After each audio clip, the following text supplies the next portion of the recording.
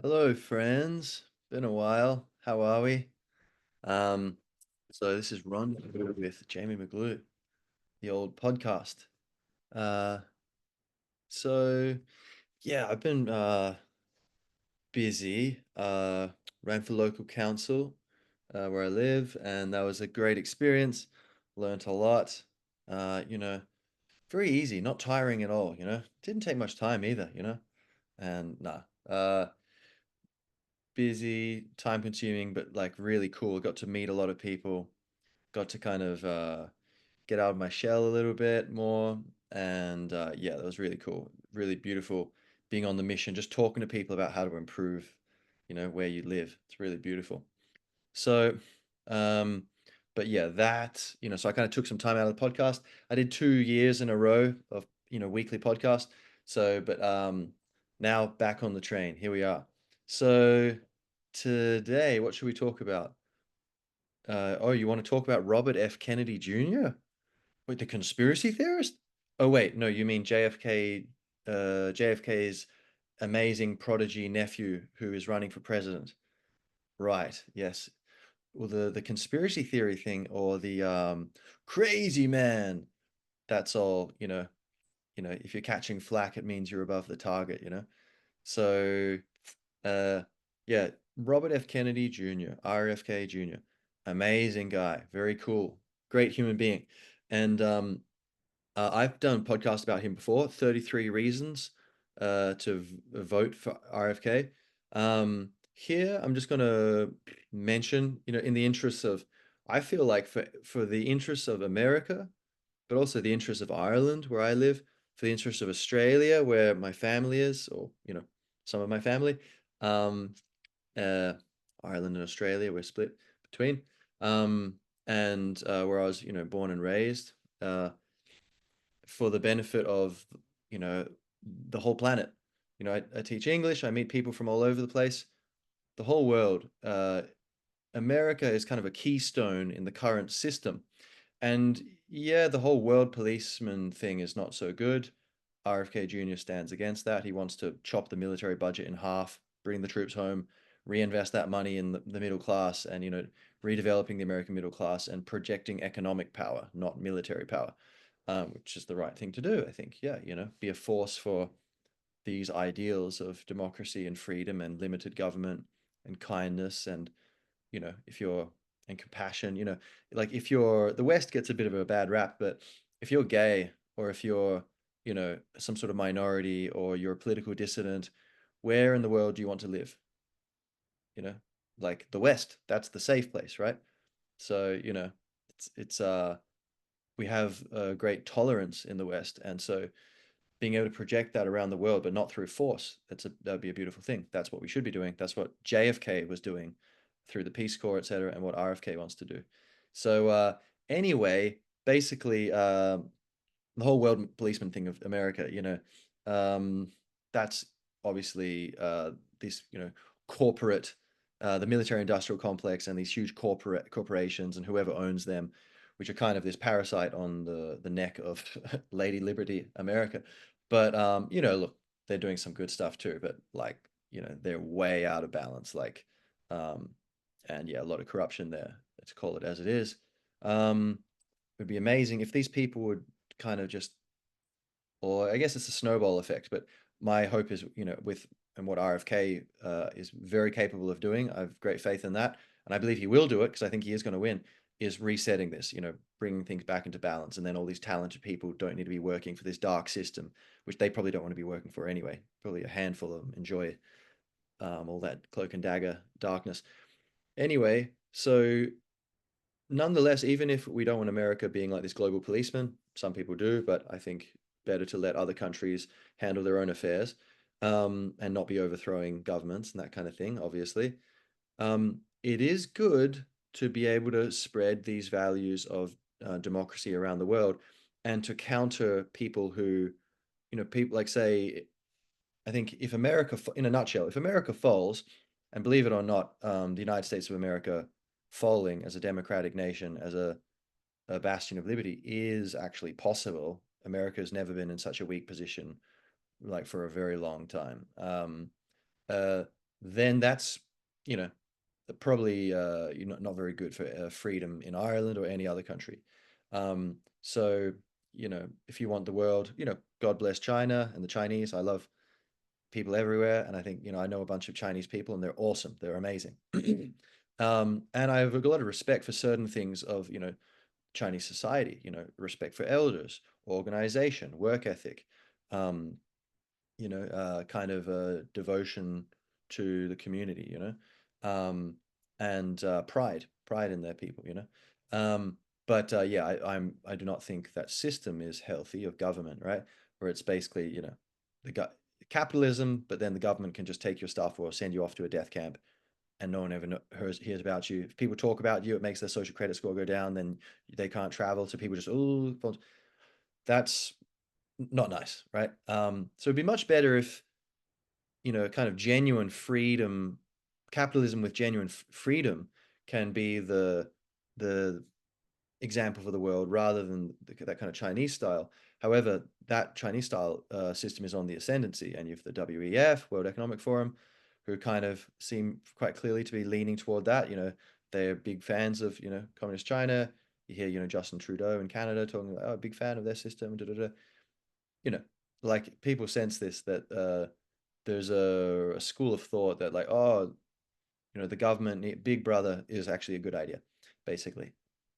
So this is just one aspect of the whole Kennedy thing, but Kennedy basically is just someone, he's just an honest, humble, extremely knowledgeable, intelligent, kind, compassionate, articulate person, very hardworking, who is uh, attracting a huge following in America.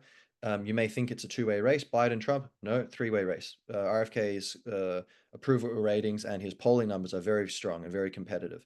So it's definitely a three-way race. It's quite tight. And so uh, he is gaining attention because he's basically making a lot of common sense suggestions for rebalancing America, which keeps the world in balance. And I think, I'm going to try to keep this short, so I won't go into too much detail, but like, um, there are many forces in the world, like there's the ecological problems going on. There are, kind of financial and economic problems. There are kind of geopolitical problems. Um, it does not benefit anyone. It does not even benefit China and Russia if America goes down, because that ushers the planet down a darker path. Um, but the West, or let's say the leadership in the USA, has a lot of responsibility for this, because they've basically been running a hidden empire for overthrowing governments while pretending that they're not for like decades now. And Julian Assange only finally just recently, what, yesterday, the day before, released, and yet he had to plead guilty to, but he's a journalist and he published true information exposing crimes. The US government was, or very powerful actors and institutions within the government, were violating the Constitution, the highest or deepest bedrock of the law. And he exposed that, and he's not even an American citizen, and he's charged under the Espionage Act, which is meant to be originally for American citizens collaborating with the enemy. And so, in order to get his freedom after years and years, um, which took an extreme toll on his health and his family, he got freedom. He's now in Australia, but he had to plead guilty, and so this sets the precedent that now, the American empire or imperialists can kind of go after any journalist for reporting the truth. Um, so you have these. I guess that was a bit of a tangent. First day back. But the point is, you have these kind of forces running, the United States system, and the kind of invisible empire of, how many countries around the world could, like Imran Khan, in Pakistan, goes against the USA. Oh, very suddenly there's like this kind of coup thing. He just disappears. And there's a clear connection to, like was it the secretary for Asia or whatever, something Dominic Lee or something, I'm not sure. Um, Basically, or it's pretty clear there's a pattern that there is this kind of, Yeah, there's all these sovereign states, but there is a US hegemony has been wielded in a rather dominating manner. And that's not coming from the American people. The American people don't want that. They are beautiful people also. I love America and Americans. Um, and RFK Jr. represents the best of America and this, the idea of the city on the hill, like to be an exemplary nation. And, I'm trying to transmit my enthusiasm and why I think at this time when there's all these kind of crazy processes going on in the world, it's really important that America stays strong and that America not just stays strong, but it reorients from this belligerent kind of, imperialist direction to what it's meant to be and what it was before RFK's uncle was mysteriously assassinated just after ordering the end to the Vietnam War. He just had some advisors, but they were armed, and some of them had been engaging in fighting. And when he found out, he said, "Okay, how many have been killed?" And he found out there was a certain number. Like it wasn't that many, but he said, "That's too many. Okay, we're out. We're leaving."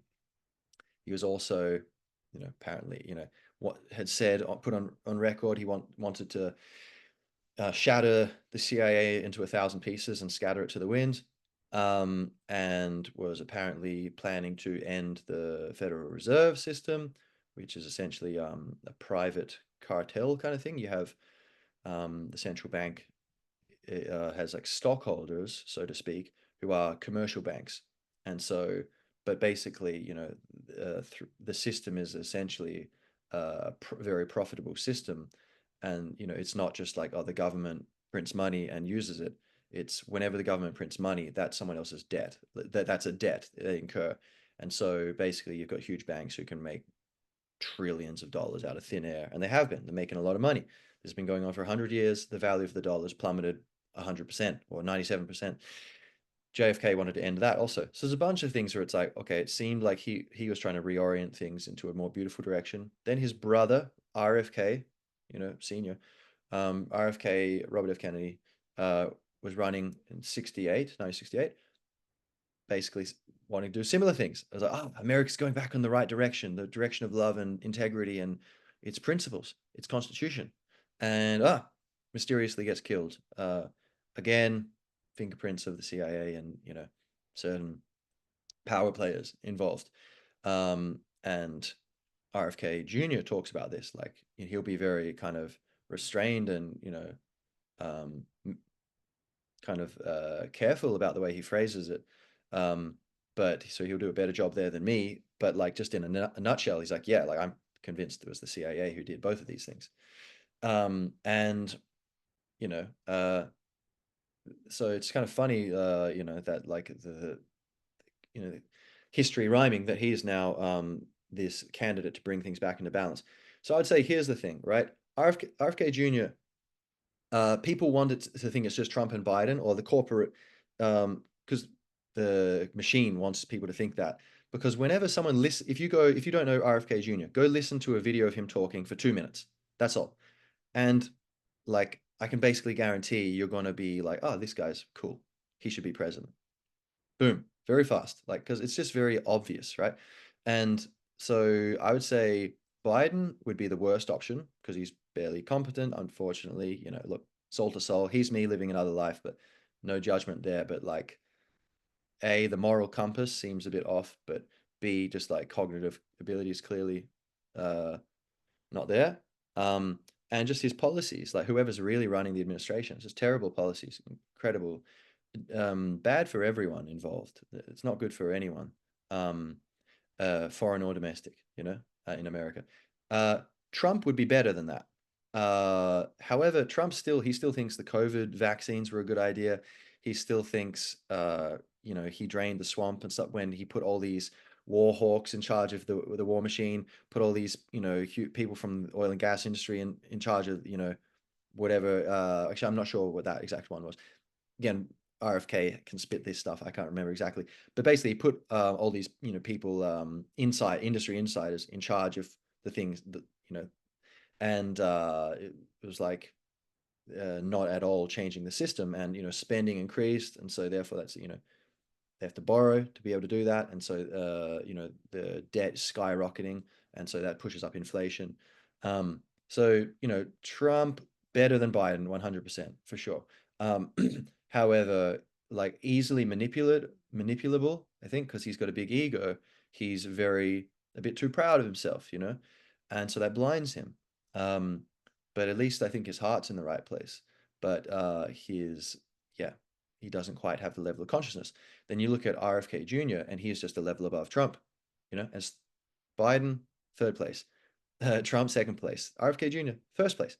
If you look at it objectively, you know, and so there's both Trump and Biden have this interest in kind of going along with what the corporate America wants, which is like, okay, this guy's talking about all this stuff, all these dirty secrets. Like the game's over if this guy gets in.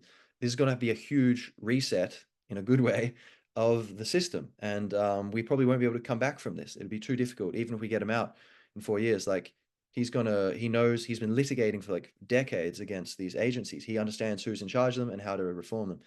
And so they're really scared of this. And so it's in their interest to make everyone think it's a two-way race. So to finish, I'd like you to go watch The Real Debate. This is last night. I stayed up, and at 2 a.m. there's the debate between Biden and Trump. And so the CNN asked them questions.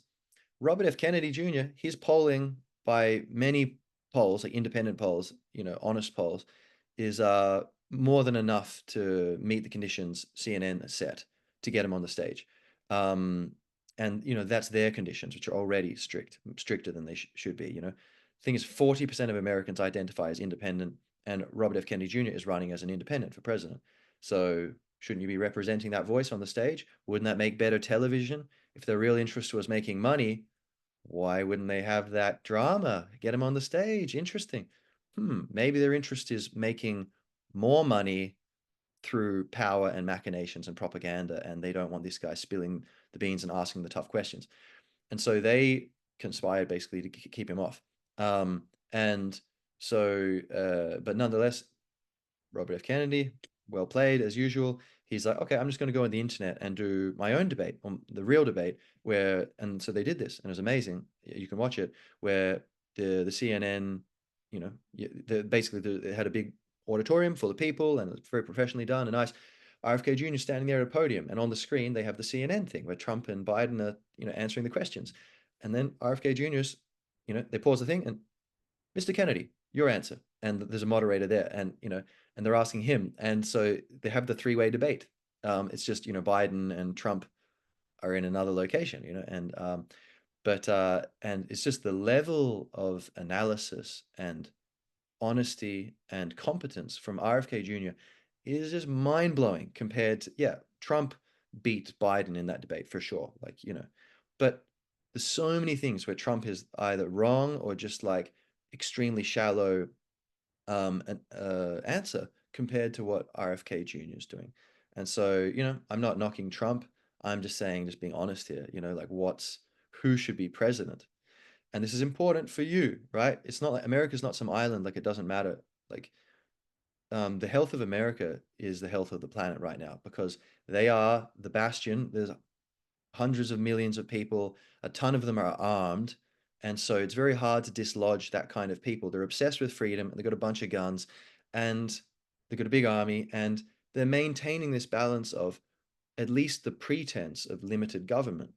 It's been corrupted very greatly, but the number one threat on this planet right now, well, I guess is the human mind, because we're like the us against them psychology and, ideology and just getting lost in, obsessive utopian fantasies and just lost in kind of demonically negative supercharged thinking, and this kind of, big brother technocrat stuff, which flows on from it.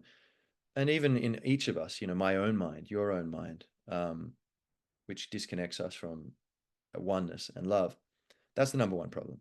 But I guess the number two problem is the biggest consequence of that, which is governments, which are kind of these huge collective egos. And you know, basically government control of the individual. That's the biggest problem we have. And America is currently the biggest obstacle for that globally. So RFK Jr., I think you'll enjoy watching the debate and his answers, and it's really funny quite a lot of the time, but you'll learn a lot. And so please Forgive my kind of quasi rambling nature here, so I'm getting back into the podcasting. Um, but I would encourage you to watch this, educate yourself on RFK Jr., and take it seriously. Like, if you care about your family, wherever you live, you could be living in Saudi Arabia, Vietnam, Nigeria, Honduras, wherever. Um, this man is the real deal. And I don't say that lightly about people, all right? Like I got burned by Bernie Sanders. I was fully on into Bernie Sanders, and I was like, oh wait, oh socialism doesn't actually make sense. It's a low resolution answer. If you learn more, there's actually a bunch of internal contradictions and contradictions between it and other facts in life and experience. And then, but so then I don't. I'm hesitant to jump into things these days, you know. But this I will say for sure, this guy is the real deal. And you have to, you can't be so cynical all the time. We really have to get our act together with the planet right now. World War III is a real possibility. The Ukrainians with American direct American involvement just sent what you call it something RFK mentions this in the debate, some sort of horrible like missile thingies, cluster bombs, where I think only North Korea and the USA consider them allowable for war. Everyone else says they're like, you know, basically war crime. You can't use them. Um, and they just fired that at a beach, at civilians on a beach in Crimea, and killed a bunch of children and families. Now, these are some words, and it's extremely hard to actually imagine, but like, think about you stub your toe, or you cut yourself with a knife, and there's a bit more blood than you expected. Oh, or you cut yourself shaving. Oh, fuck, that's quite a lot of blood. I better put my thumb on that. Hold that there. Can you imagine this level of violation of bodily integrity? Like it's just beyond. You can't even. It's horrific. We don't even want to think about it, right? Um, Now this can escalate very quickly, and the West, NATO, and USA saber rattling the whole time. And there's a whole other topic about the war in Ukraine, but like you know, uh, there's been a lot of, I would say, provocation on the West side, unfortunately. And Russia is less powerful than the USA, but Ukraine's right next to there, so they've got an advantage there, and it's an existential threat. They've been invaded 3 times through Ukraine. They have to, they're not going to let that happen again.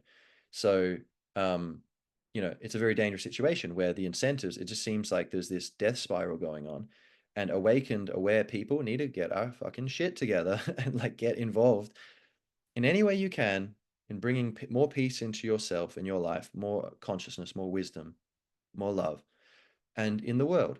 So, three-step program. One, become more aware yourself, which includes peace and all this stuff. Two, communicate. Share that awareness with others. Try to help them accelerate their awakening journey, right? You're becoming more aware. You can disagree. That's fine. You're generating awareness just by talking, even if you don't agree. And then three, action, which flows on from the awareness you and they have, right? Uh, and so this is it: awareness, communication, action, basically. And this is what we all can be doing. And what I'm doing right now is I'm communicating with you, step two there, about like RFK Jr. He's a huge piece of the puzzle. He's amazing. I think you'll like him. And if you don't already know him, and uh, this he has a very good chance of winning. He just needs a bit more help. Basically, there's a huge chunk of the population who either believe all this propaganda they've been told about him. They don't, and if they listen to him for 2 minutes, they're going to flip sides immediately. The vast majority of them. And then there's all these other people who don't even know who he is, or they don't know he's running. So it's actually a very flimsy defense that's currently in place against this man taking the presidency, and God only knows how good that's going to be. Still be lots of work, but like, uh, you know, this is worth it for all that you love. I highly encourage you to take this seriously and do it with a spirit of peace. Like I'm trying not to take things too heavy or too seriously, like that beautiful white bird flying past me here. Um, but it's there's a balance of you don't want to be so relaxed that you're just hanging around doing nothing while watching Netflix, which isn't satisfying anyway. but then you don't want to take it so seriously that you can't think straight and you get angry and you get into us against them psychology, demonizing others, and you just look like a mess. And so people who encounter you, even if you're speaking very wise words or spitting truth, they'll be emotionally turned off from you because they don't want to be like you. Oh, is that, will I end up like that if I listen to him? It's like a contagion quarantine response, kind of the opposite of advertising. Advertising can say stuff that doesn't even make sense, but emotionally, that they're getting into at you emotionally through what the music or the pictures or whatever, and so they win you over. You don't know why. So you want to have a good energy when you're communicating with people and an uplifting energy. So I hope I've done that here, and I hope I've made you curious about this guy. And please tell your Americans. We all have Americans, you know. They're not pets. They're not like that. They're not masters either. They're not your owner, but they're your friends. You know, we're all friends in the world, even if we disagree with each other from time to time. And I think we're going to get more friendly if we have the right attitude. Um, and so I'm going to go now, thinking, look, I've been kind of holding back from like, oh, I don't want to impose. I don't want to be annoying. Okay. World War III is much more annoying. The Americans, and I'm going to go tell them now that, hey, RFK Jr., you should look him up, do this. Just, I really care about America and the world. So this is my 2 cents. Thanks for considering it. Um, if one in five people get annoyed at me for doing that, or like, oh, I don't like that, or whatever, um, that's fine. Because, like, I mean, World War III is much more annoying than, and much more uncomfortable than having some conversations with the Americans in your life. So, yeah, and whatever you can do, people you don't know, whatever, just I think if just if everyone listening to this starts, doing a little bit and talks to other people, and they will talk to people, and other people are urging the same message that I'm putting forth, many other people, because we understand there's a serious situation, and this guy is a great solution for it. At least getting us closer to the world we dream of. And final thing is to anyone who's thinking, ah, but it's pointless. Come on, we're all going to die anyway, or it's all whatever. If you uh, if you focus if you think something good's going to happen, it's more likely to happen. If you think something bad's going to happen, it's more likely to happen.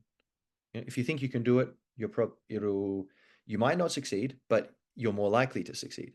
And if you think you can't do it, who knows what will happen? But for sure, if you think you can't, your ability will go down a bit. You're less likely to achieve it. Um, so imagine it's entirely possible that we will get what we want: beautiful, glorious, triumphant, redemptive victory, um, and just by a smidgen. And we will look back and go, oh my God, all those leaps of faith where people said, I'm just going to assume we're going to get through this and it's going to be beautiful and we're going to do it. If they in the absence of that belief, we were going to be destroyed. But the belief that, no, we can, that was a self-fulfilling prophecy. It leaned us enough in that direction where actually we've just got through. This is probably what's going to happen, right? So this is the way the universe seems to work. So please consider spreading the good word. So I love you all, just like I love this beautiful picture over here, or in a similar way, not exactly the same way, but you fill me with joy, you fill me with peace, you fill me with comments, likes, and sharing to your friends and pals and telling your Americans. Gormila Marguiv, long live freedom, and talk to you soon.